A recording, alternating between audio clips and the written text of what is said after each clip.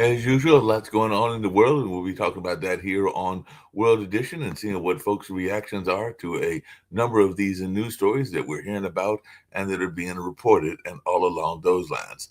Trump, in a Davos speech, says he won't use force to acquire Greenland. So that is something that folks are talking about, as the U.S. Supreme Court is also considering Trump's bid to fire Fed's Lisa Cook. So that is something that folks are definitely having in the news as well.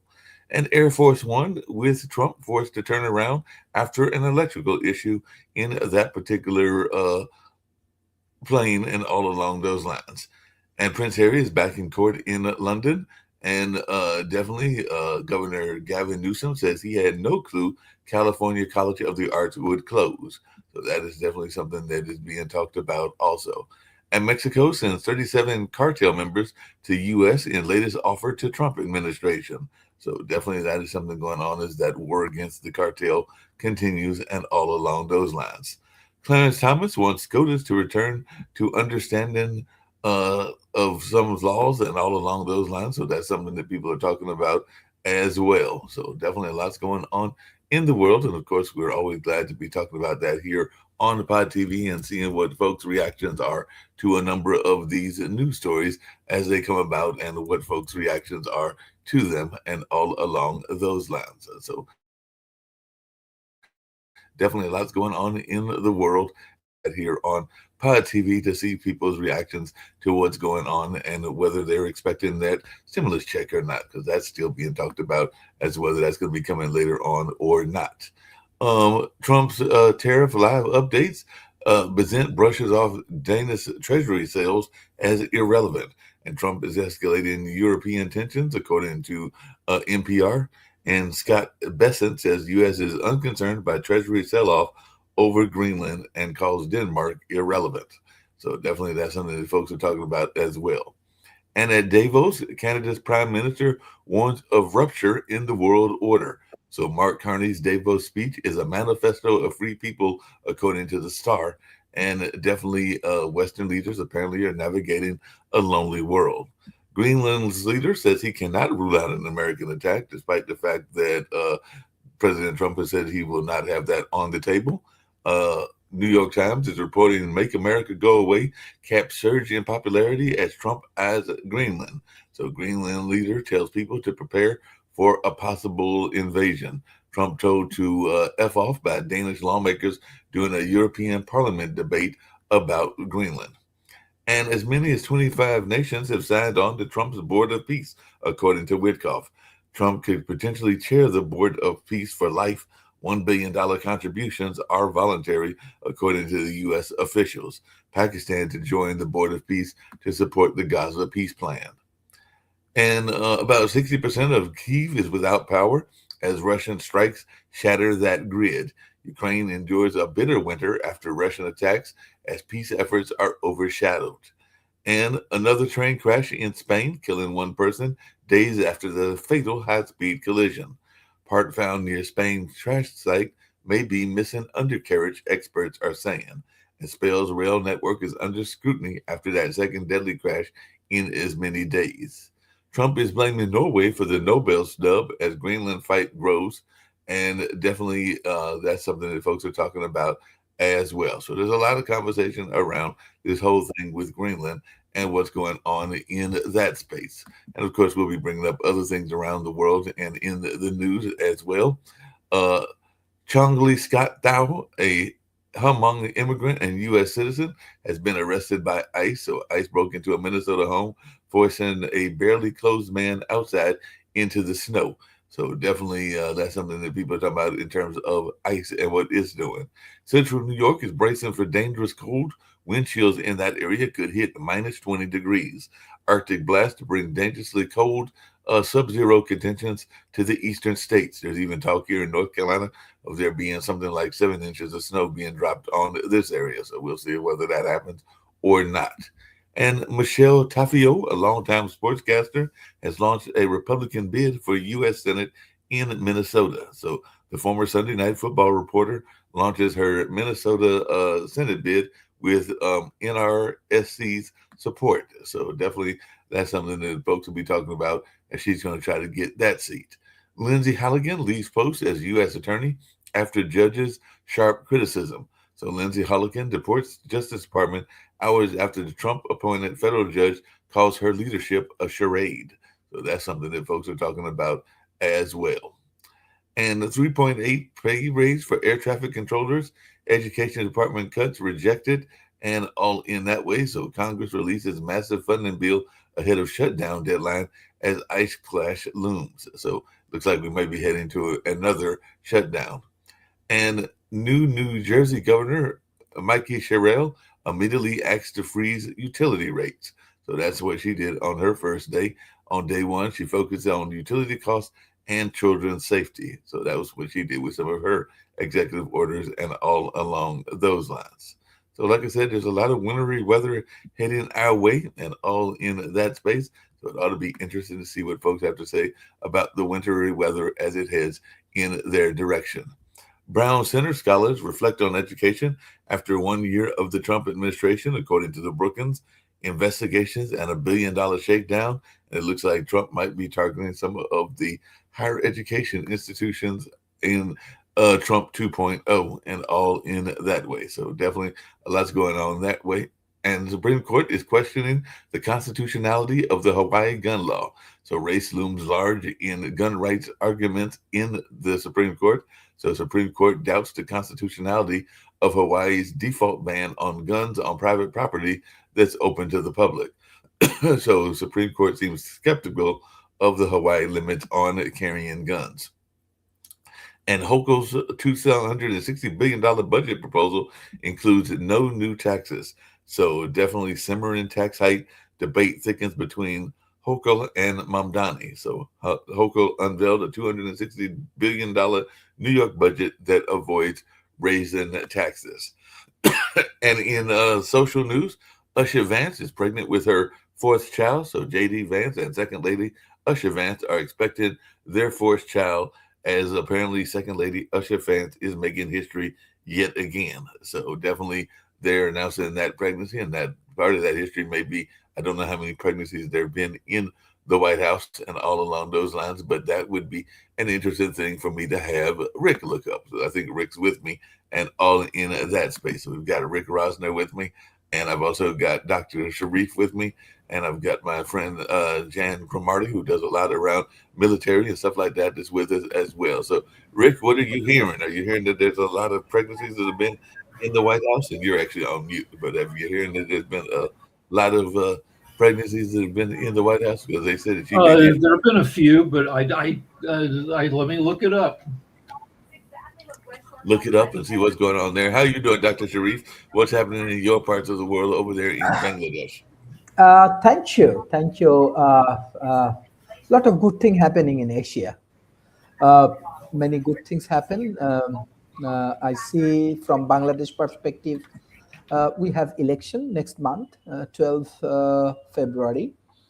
People are very excited because after 17 years or 15 years or something, people are ready to go for their utilizing their voting power. And I want to give special thanks to all of the youth based on your sacrifice. It's a serious sacrifice because almost 2,000 youth died because of this democracy and democratic system. And I will invite through this podcast to all of the Western world, you should support these youth communities and their sacrifice and all of the things. Secondly, in terms of economy, I want to say that I'm very excited because of last 15 years of my journey, what I inventing, developing, engaging with the communities. So I'm ready to publishing my Silk Route 3.0, my book. And definitely I want to invite all like the Rick Rosner, Mark Lees, Jen, our new friends, all of you to join in our ecosystem and how we can work as a team. No more war, no more global tension, what we are observing in World Economic Forum. They have lot of tensions like American president come, this French president come, and all of the people come with lot of tensions and political diplomacy, with tariff, with immigration issues, with Iceland issues, this Greenland and Iran issues. It's actually create a lot of problem for this world.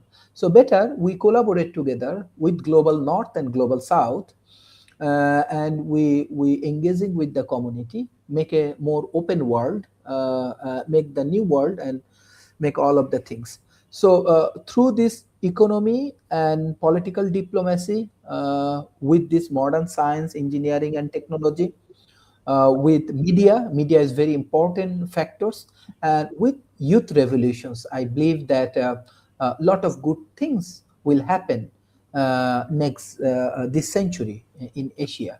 So that is the important point, and that is good point for World Talent Economic Forum and for Pod TV. Those who are very new, but they have positive contribution for this world.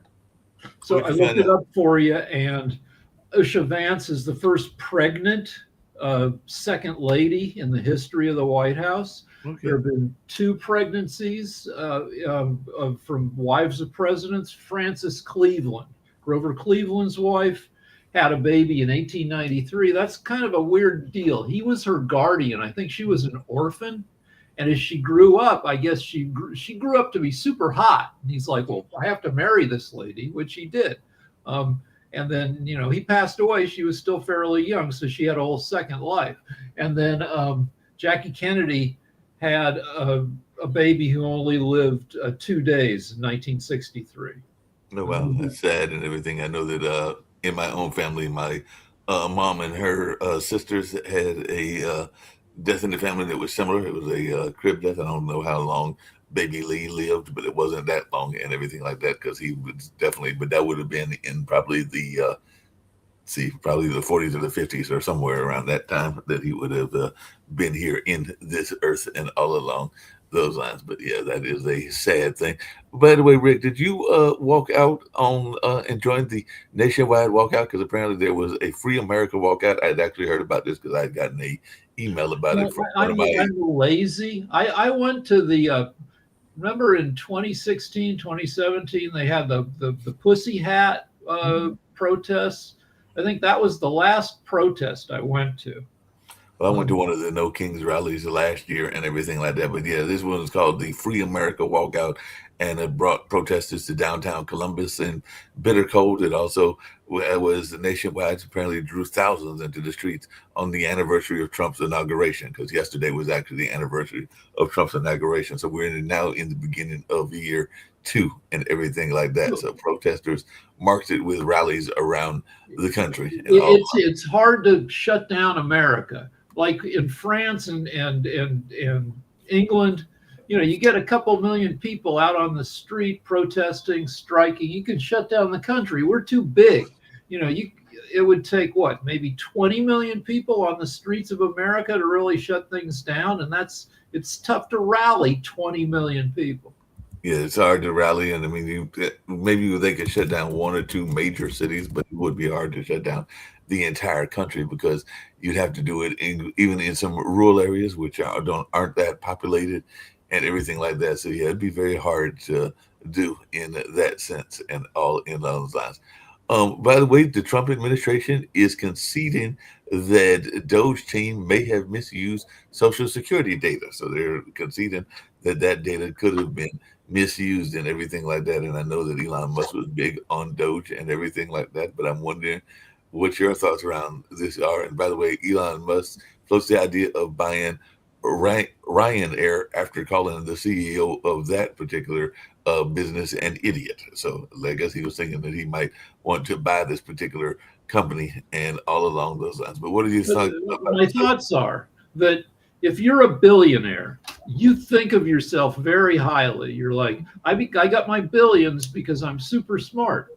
And there's a phrase, there's a name for some of these people that I like, which is smart stupids, where people who through luck and skill have maybe made a ton of money, but they think they're smart in all areas, and they're not. And so maybe the CEO of Ryanair is an idiot, but the guy calling him an idiot is also himself an idiot in a lot of areas, as seen by Doge, which was like a shotgun approach to reducing the size of government. and actually increased the cost of government. So if you talk to David Walker, who hosts Economics Monday, right. he will tell you, who was the Comptroller General of the U.S., he'll tell you there's a right way to reduce the size of government, and there's a dumb way that doesn't work. And under Clinton, the size of government was reduced by 40%, but it was done gradually over several years, using experts instead of 21-year-olds nicknamed big balls. And they did it the right way. And Clinton was the last person to balance the federal budget, to create a government that actually spent less money than it brought in. Yep, that makes sense and everything. Speaking of world news, because it is the world news show and everything like that, and Shaquille's not here and not been here for a while, but apparently Australia has shut down dozens of beaches because in 48 hours they had 4 shark attacks. So after 4 shark attacks in 48 hours, they shut down their beaches because apparently there's a cluster of sharks that are not that pleased with humans, and I guess they're going after them because they had 4 shark attacks in Australia in 3 days, and beachgoers are urged to just go to, I guess, some of the local outlets that aren't as shark infested and everything. So yeah, this is Australia's summer. January in Australia is like July for us. So Right. yeah, there must be a bunch of people at the beach getting chomped. Getting chomped at because the sharks are saying, like, wait a minute, y'all are interrupting our playground, and all along those lines. So maybe that's what's going on. We're interrupting Mother Nature, as we oftentimes do, and sometimes Mother Nature is not all that pleased and lets us know that it's not that pleased. It looks like there is life imprisonment for the man who killed Japan's ex-prime minister Shinzo Abe. So the man who assassinated the former Japan leader with a homemade gun was sentenced to life in prison. So that's what he got for killing that particular world leader and all along those lines. Jacoby, I see you're with us as well and everything. Did you do something to rig that plane? Because apparently Trump had to go back, I guess, go back to Davos temporarily because there was a electrical malfunction on the plane of Air Force One. So I guess it was a malfunction and he had to turn around. And we know that there have been other times that there have been malfunctions and people have had to turn around as well. So what is your thoughts around this and what he did in Davos? Because he's been in Davos and all along those lines, and currently he's blamed Norway for the Nobel snub, and he's still talking that stuff about Greenland, even though he did say that Greenland was not on the table in terms of a military attack, even though the folks in Greenland don't necessarily buy his words because they are preparing, even though he's saying he's ruling out military action on Greenland. So what's your take on his having to turn back around and whatever he said at Davos? Well, the turn back around thing doesn't really matter. What he said in Davos was really bad. He went on his rambling speech, like it was a campaign speech, blaming Biden, blaming all the other stuff. He deserved this. It was the same gripes. And then yes, he went on Greenland, but yeah, he has no credibility when he says that he's not going to use military force. He's done that before. He told Iran, I'm not going to use military force, and then they use military force. What happened in Venezuela? I mean, you have him claiming, "Oh no, I'm not going to do this," and then turn around and doing that. So he has no credibility there. But yeah, he's basically blowing up NATO. Putin is extremely happy that he's blowing up NATO, and he is literally made all of made the U.S. enemies to their allies.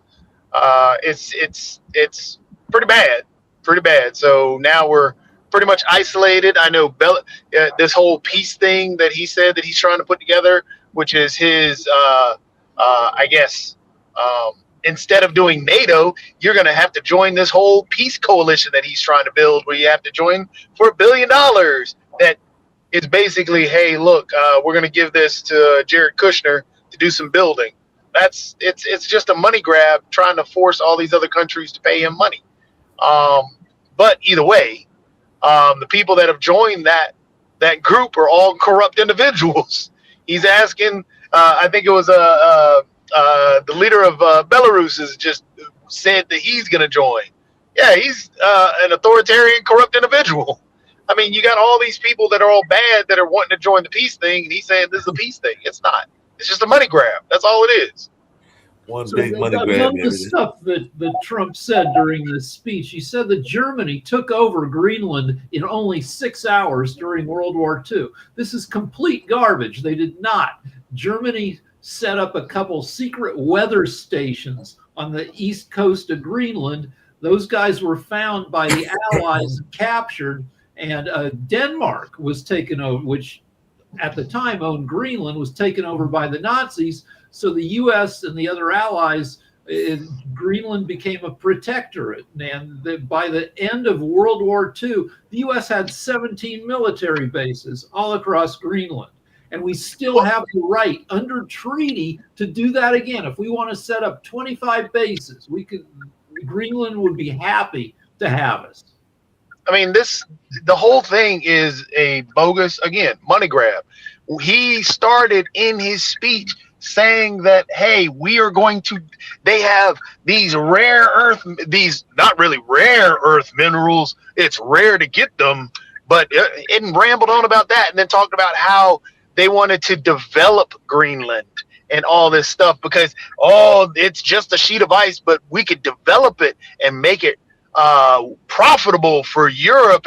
No, this is a money grab. He's telling you that this is what he's doing. The same thing in Venezuela. He's stolen the oil. That's all he did. He didn't change anything in Venezuela. He just changed leadership. That's all it is. He just put himself at the head of Venezuela instead of Maduro. But he still has the same group. Typically of Trump, hold on. Typically of Trump, it's a money grab, but it's an incompetent money grab. So Greenland has issued 140 mining licenses. Only 2 are being used because it's such a bitch to dig through a mile of glacier to get at anything.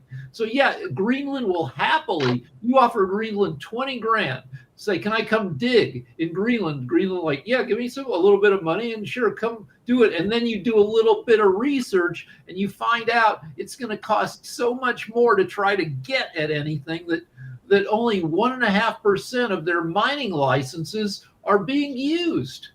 And it was when he kept going, he was talking about how, because he said that the oil companies are going to develop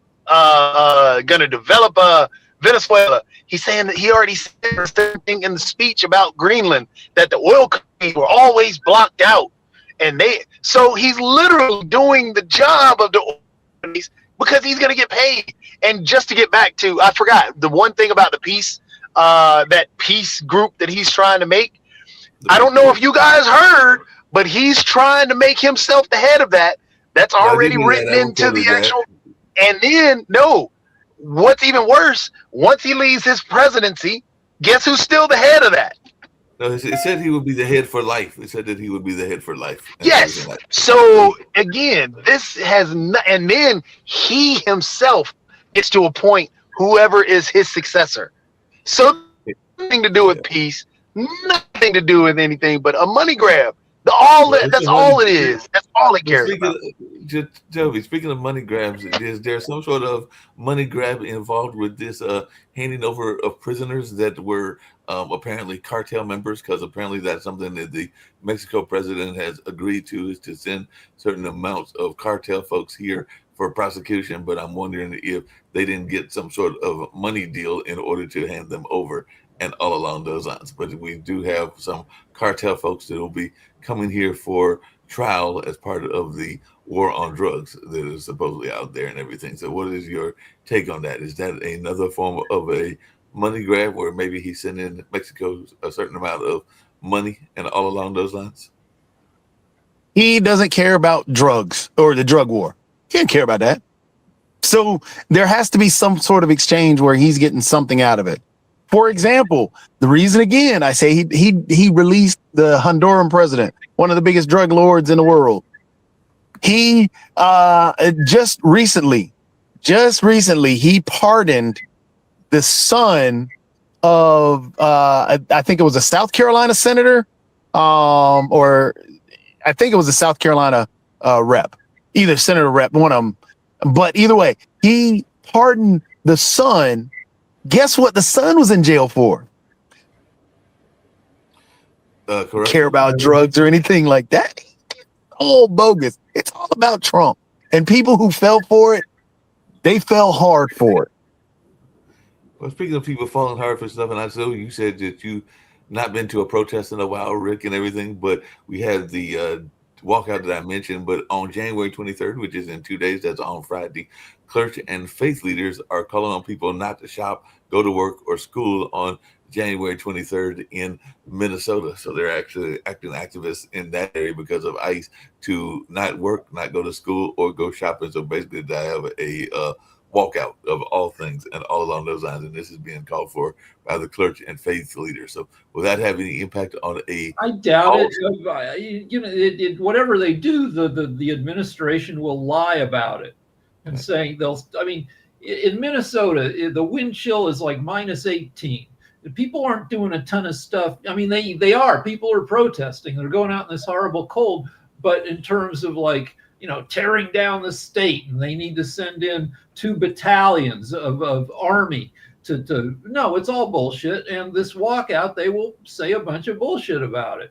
Yeah, I'm sure they'll say a bunch of BS about it, and they'll downplay the numbers like we were talking about yesterday with the professor from Arizona, because apparently students at Fort Omaha, which is in Nebraska, high school staged to walk out, and this is all in response to immigration, and they did it also where I went to school back in Milwaukee. So there was a massive protest yesterday about to protest ICE, and there was also some at some Chicago suburban high schools. But I'm sure that they will downplay the numbers and say that it was just a few isolated students, or that the students were paid, or a number of other things that we've even heard on this network as well, where people are saying that it is not authentic protest, but it is protest where they are making a quick money grab of their own and everything like that. But what is your thoughts? Because we've even heard that here on this network, where people have said that these are paid operatives.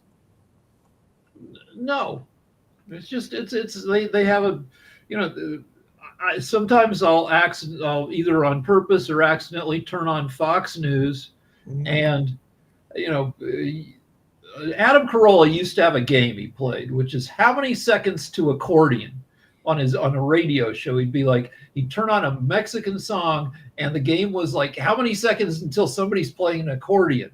And there's a similar game you can play with Fox News, is how many seconds until somebody tells you some bullshit. And it's steady. And whatever we do, they've got a whole, you know, they've got a lie that it's like a judo move. It uses any kind of momentum we have against us, at least in the minds of gullible idiots and older people who are losing their marbles, who are our Fox viewers.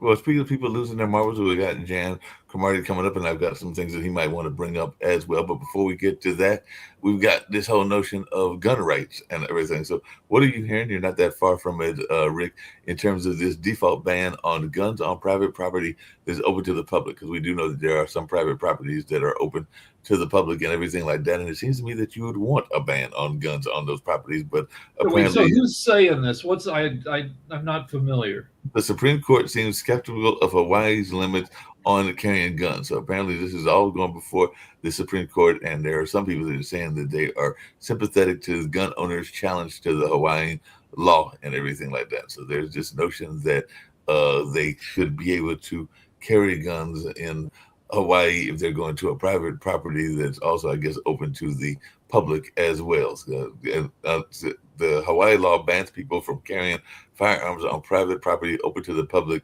unless they have the owner's consent and everything like that. So the Supreme Court. Well, I mean, the problem is the Second Amendment, which is underwritten. When they couldn't get everything right, the founding fathers, and it's too general and too subject to interpretation. If the founding fathers had known that we would have guns that can shoot 2 bullets a second until a clip of 100 bullets, they would have made the language more precise. Yeah, that makes sense. They would have made it more precise and all along those lines. Jan, you've got stuff going on in your world as well. Well, I was just going to say right before. Go ahead. Oh, I was just going to say the problem with the guns is more so that we've turned it into a religion than in anything. And because it's religion, we cannot have any rational discussion around it. People become very hypersensitive about it. It becomes just a war of hyperbole rather than any rational ideas or solutions for the problems that we have around guns.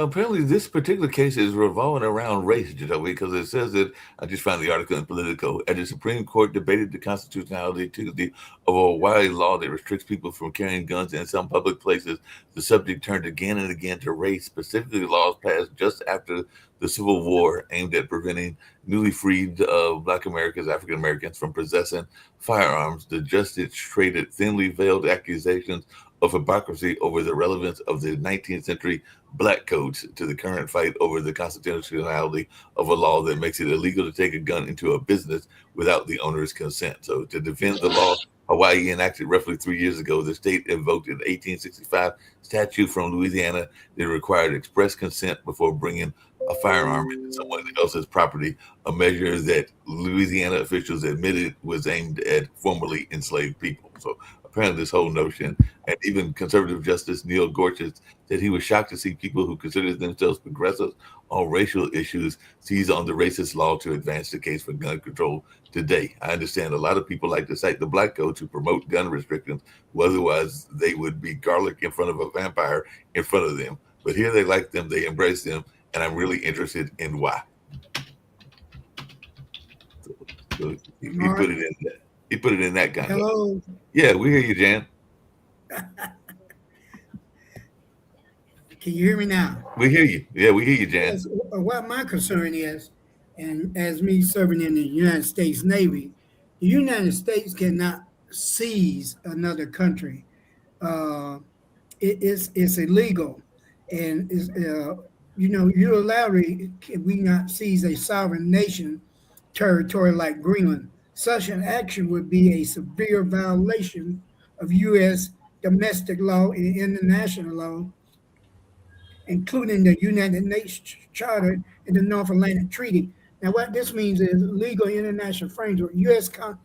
Constitution grants the power to declare war to Congress, not the president alone. The president can use military force in self-defense or in an emergency, but in unprovoked invasion of a non-hostile allied nation would not fall under these exceptions. Furthermore, international law, the United Nations Charter explicitly prohibits the threat or use of force against the territorial integrity or political independence of any state. Territory cannot be acquired through force in modern international law.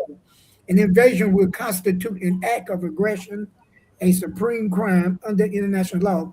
One or two others, NATO alliance.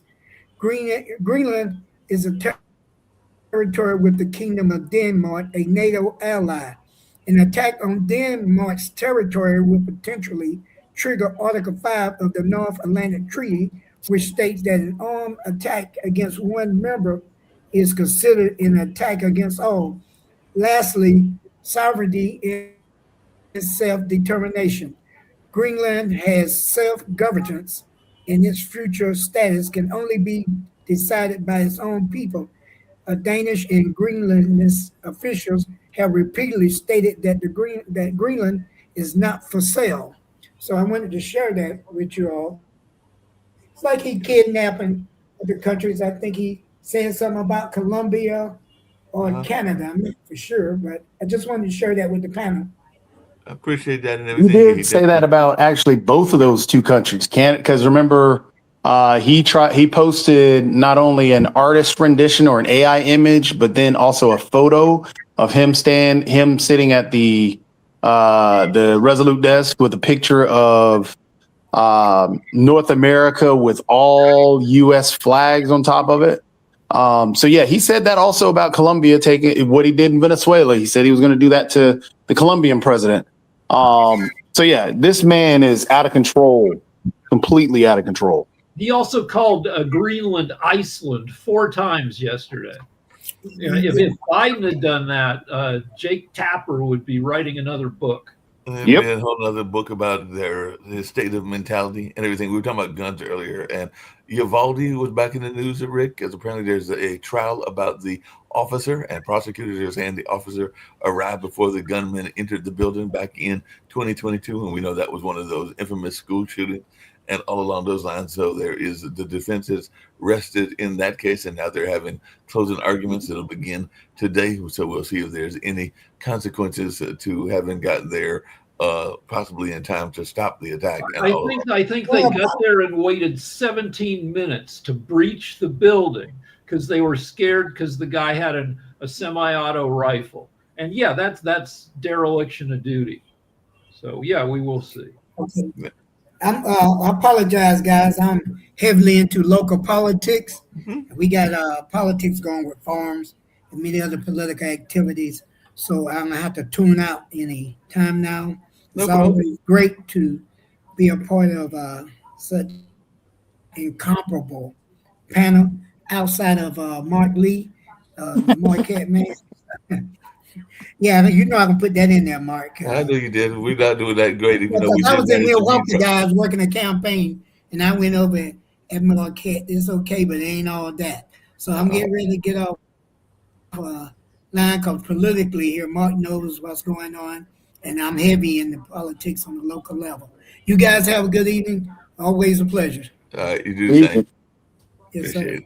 Yeah. So, what is our take on the gun control issues and all along those lines? Because, like I said, that is definitely something that we've been hearing a lot about and everything like that. So, what's our take on whether we're doing enough to control the guns of the country? Because, like you said, Rick, there's so many guns in the world, it's not funny. Well, We are not doing enough. We're about a year away from having 500 million guns in America. Wow. 2 guns for every adult American. Of course, only a third of Americans live in gun-owning households. So gun-owning households, I mean, well, they like guns. Most gun-owning households are perfectly law-abiding, and they probably use them safely. But if you like guns, you might have half a dozen guns for different purposes. You know, rifles, shotguns, pistols, depending on, you know, if you're going hunting, if you're doing home defense. But yeah, you want to have gun locks. You want to have gun cases that are lockable. Though if you try to legislate having your guns locked down, the NRA will say that's gun control. Well, you know, there's gun control, but there's also separation of church and state. And apparently, Texas and Louisiana 10 Commandment laws are facing constitutional challenges because Texas is going to try to defend the law requiring 10 Commandments in the classroom. And definitely they'll see how this plays out in the appeals court, which then may eventually make it to the Supreme Court. But what is our thoughts around the 10 Commandments being in the school system? Because apparently this is something It's unconstitutional. It goes against the First Amendment. When you're throwing the 10 Commandments into a public school, it's a public school system, which means that it's sponsored by the state. The state cannot have a sponsored religion. So therefore, it's establishing Christianity as a religion based on those 10 Commandments.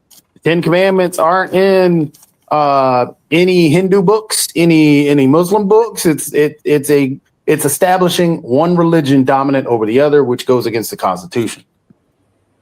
Yeah, I can definitely see that. So, but it's also one more little thing that just adds to Trump exhaustion and political exhaustion and distracts people from more important issues.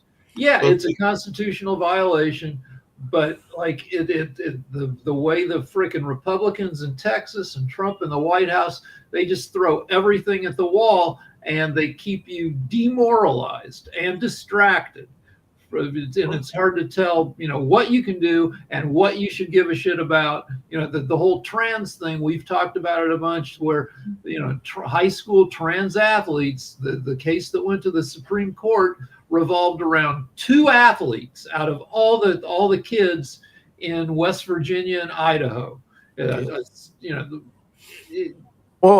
know, the scary part about what they're doing with the whole Ten Commandments thing, which falls in line with the whole white nationalist and the Christian white nationalist, that death rattle that's been happening but been stopped because of what Trump has been doing. But that is what it falls in line with, because everything you just stated, Rick, about attacking and demonizing the trans community based on one individual that you're attacking. It's the same thing. When you establish one religion dominant above others, then no other religion is welcome. And then that's why you get those Christian white nationalists that sit here and yell at other individuals and other religions and other people that have melanin in their skin. This is a Christian nation. Why are there Muslims here? This is a Christian nation. Why is this group here? That's what happened when J.D. Vance didn't want to stand up for his own wife at one of those rallies that they had, because that's what it's about. That's what the Texas law is. That's all it's doing. Yeah, But, we're not, hold on a second. Hold on a second. Wait. We're not a Christian nation. A lot of the founding fathers were deists. And I think, now I don't know for sure, but we were founded against any established religion. Hence the reason the First Amendment is there. yeah, but That's what we were actually, the individuals that came over here were running from religious persecution. Yeah, So therefore, that's the whole thing around the Puritans. For those that are watching and don't know the term and everything, even though I've got an idea what you're talking about, what were theists and what were their beliefs, Rick, and everything like that? Because some people, I think a deist, and I don't know, I haven't looked up the definition. I think they believe there's a God, but they're not going to build their lives around him. They're just, yeah, God created the world, but we don't really know how it worked, and we're just going to go on from that and try to do real world stuff instead of build a kingdom of heaven on earth. yeah, that makes sense and everything. Hey, Dr. Sharif, I know that you brought it up before and everything along those, but on a stage, also national stage here in the U.S., but how concerned are you about Islamophobia? Definitely, we hear a lot of people that are concerned that the Muslims don't get the respect that they need and deserve and everything like that. But I just wondering, as a world leader, because you are a world leader and everything, your thoughts around Islamophobia and whether it is a global problem. Look, if you ask me, I practice Islam. Yes, I practice it. If you ask me, I have friends from different religion. Yes, there is Rick Rosner from Jewish community, Jatovi from other community, you from other communities, and all of you are my friend. So actually, in politics, I always say that how politicians become powerful in today's world. They love to sell hate. And then they become very powerful. So it's very easy. You can say that, hey, Sharif is black, Sharif is Muslim, so I do not like him. He is a terrorist. But it's difficult. Hey, I want to understand Sharif, and I want to be his friend, and maybe with a team, we can make some good things together. This is very difficult and hard.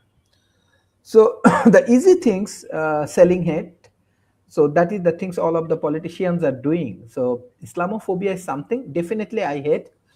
If any Muslim kills any Jewish, any Christian, that is not the way of doing things. I hate these things. But Muslim community is very big, around 2 billion people, the Muslim communities.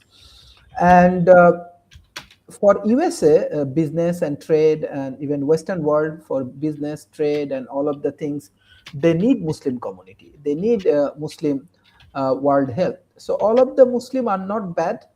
There is more opportunities. And also the same way, I get a lot of good friends like today's session from different culture and different communities. And they are very open-minded. I find Jewish community has many open-minded. Christian has open-minded people. So this world has a lot of good people. So I want to focus on these things. If someone believes in Islamophobia and others, I think it's completely their personal opinion, but I do not believe these things. Every religion has good people. Every religion has good people. No, I agree with you, Dr. Sharif, and I know that on your show, the World Economic Talent Forum, you've got people that are definitely of different beliefs. Like you said, you've had people on there that are of Hindu faith, the Jewish faith, Christian faith. I think you've even had some people that were, and I'm trying to think of the name of the belief system, but they're the ones that believe a lot in science, and that science is kind of the controlling factor, and there is a term for it. It's not theist, but the term is not coming to me. But I know that one of your gentlemen is a big believer in science as being kind of like the leading religious cause, and all along those lines, for lack of a better term. And you know what I'm talking about, but I just can't think of the name or the name of the religion off the top of my head, or the belief There's system. agnosticism, where you're like, yeah, maybe there's God. Yeah. Yeah. Yeah, I'm thinking about the gentleman that comes on all the time, Dr. Sharif, that has There's Unitarianism, which is I don't know what the heck they believe, but yeah, there's all different flavors of from heavy Catholicism, if you want super Jesus all the time, or fundamentalism or evangelical, to Christianity light, which is like Unitarianism, where we're mostly just trying to be cool and not be assholes in the world. Yeah, no doubt about that. There's all of that going on. There was a lighter story. While I try to remember that religion and all along those lines, but there was a lighter story that I wanted to get to, and I want to hear y'all's thoughts about this, because this is coming in New Jersey and it has to do with education. But apparently there is a form of writing that's making a comeback. They're actually going to have it as a part of their New Jersey schools, because they're saying New Jersey schools now must teach it in grades 3 through 5. So how many people are here that write cursive? Because apparently in New Jersey, cursive is going to make a comeback. And if it makes a comeback nationwide, that could be quite interesting, because like I said, not everybody's the best cursive writer, but again, not everybody's got the best handwriting in general and everything. But what is our thoughts about cursive returning to classrooms under a new state law? Because this is going to be a state law and everything like that. A waste of time. A freaking teach kids to print neatly. I haven't used cursive in 30 years, but I can print neatly, and then people understand what I if I hand somebody a note, they can read it. Yep. What's your thoughts around that? Do you have a lot of your students using cursive, Dr. Sharif, or are they just writing very well established print and everything like that, like Rick was talking about? What have you, or maybe they're just typing their papers and everything and barely writing at all in the sense of the traditional writing and everything like that. So how are most of your students handling their term papers? Yeah, this is very good point. Very, very good point. That is the area that our education can improve. You bring very important point, because I'm observing few of universities, they actually cancel the utilizing the chat GPTs, utilizing AI in their exam. And some of the students, they try to utilize it and they fail in the exam. I do not think in that way. I believe that AI should be a very good tool for student, and we should give them opportunity like open book exam. Even I give a student opportunity to attend in the open book exam, and I prefer to build up a project for the student, because most of the student learn what they do, right? Learning the theories and everything is not a good way. So that's why with one of the projects we are running, it's called SkitTree, with Australia, with IIT Madras, and with my World Talent Economic Forum. So we say that the education institution right now, they should go for 20% theory and 80% should be practical activities like project development, like startup development, company development. Let's say what you are doing in podcast. We enjoy the podcast. We come up with the different idea and other things. And I try to apply these things, what I'm learning from the podcast. So this should be the modern educations. This is the way people will learn. We have to go for group study and others. So the education institutions of Bangladesh, even in South Asia, they have to go for more advanced level thinkings. And I believe we need to train the academicians of Bangladesh for that particular issues for AI and other things. Many things I disagree, but students should learn new technology, should learn AI, and they have to understand how to manage it. So that is the thing I strongly. Dr. Sharif, I just remembered it's a gentleman that you have on the show, on your regular show, that is a humanist. That's the religion that I was trying to remember and everything. So it's a gentleman that you have regularly on your show who is a member and a believer in humanism. So like I said, I don't remember if you remember which one that is, or you may even have a couple people that believe in humanism, but that's the person I was trying to remember. Is you have a regular guest that is a big believer in humanism. Yeah, no, I understand, but you have to bring different perspectives, different peoples, and different believers, right, to take the right kind of decisions. That is not an issue from my side. I said I have a friend from different perspective, but definitely I love technology. I want to engage with technology. I'm a big fan of technology. Even I build up different kind of software for my community, for healthcare, for education, for wisdom creation and all of the things. And I'm getting great success for this process. But bringing different idea, different framework, different methods, different things is very important. Yeah, no doubt. Hey, Rick, I saw two interesting polls. One that was last year and everything, and this comes down to science and religion. But apparently last year in the summer, it was reported that 1 in 4 Americans rejected evolution a century after the Scopes monkey trial. And that apparently that spotlighted the class. Yeah, that's always been the case. 1 in 4 is actually pretty good. But the trouble is with social media, all the lunatics, all the flat earthers can get together and rev each other up. If you were an anti-evolutionist in the 50s, you had to do your recruiting by mail, because even to get on the phone with somebody might cost you 50 cents a minute, which was a lot of money. You had to pay for long distance, like you whippersnappers, you people who are 30, 40 years old, you don't remember how scared it made your parents if you wanted to dial somebody long distance because they might get a $3 phone bill. Well, there was those party lines, and you get on those party lines for a decent amount of time, and that might run up your phone bill. So yes, they were very much scared. Yeah, party lines. That's where a lot of homes couldn't even afford to have their own phone number. They had to share a phone number with like 2 other houses. Yep, and there was those party lines that you could call that you might wind up talking for hours on hours, and then you get slapped with that bill that you were talking about. Those are the party lines I was referring to.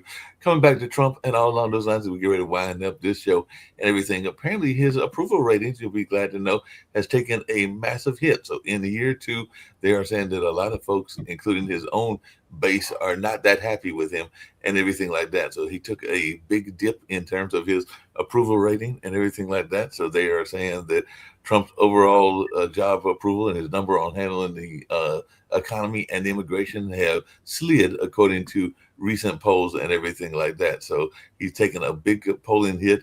His approval rating only a few months into his second term is 47% in a March poll, and that's well below his. If you look at the various polls, his approval 38, 46, 40, 41, 40, 40. But it has peeled away some Republicans. 58 members of the House and Senate say they're not running for re-election, which is the highest in history. These are people who look at politics and look at their chances and are like, all right, I'm out of here. Maybe I'll run for. Some of these people are quitting to run for governor, where but it's a bellwether for what is going to happen in the midterms, where the Dems will almost certainly take over the House. So it looks like he's falling on a lot of issues. People are not happy with his economy stance. They're not happy with his foreign policy. They're not happy with his policy on a number of issues, including immigration and housing and a number of other things. So it seems like he's got this mindset that he is doing well, but the proof is in the pudding, as the old saying goes. And everything I can give you the numbers from the poll aggregator, Silver Bulletin.